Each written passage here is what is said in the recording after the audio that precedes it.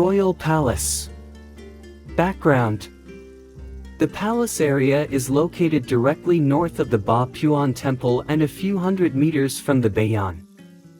It is enclosed by a laterite wall of which was 600 meters long by 250 meters wide. Construction of the palace began under Rajendravarman II, 944 to 968 AD, although it was used by Jayavarman V, 9681001, and Udayadityavarman I. It was later added to and embellished by Jayavarman VII, 1181 to 1220 AD, and his successors.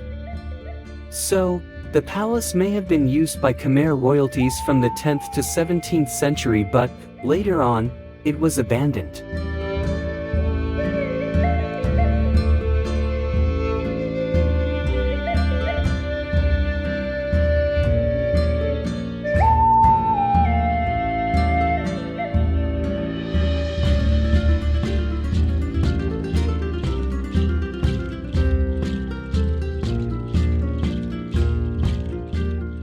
Royal construction. There are 5 Gopura entrance gates, 2 at the south, 2 at the north and another to the east, which it is the main entrance. This is connected by road to the Victory Gate, one of Angkor Thom's city gates, which may have been used by the King of Angkor as the vestibule.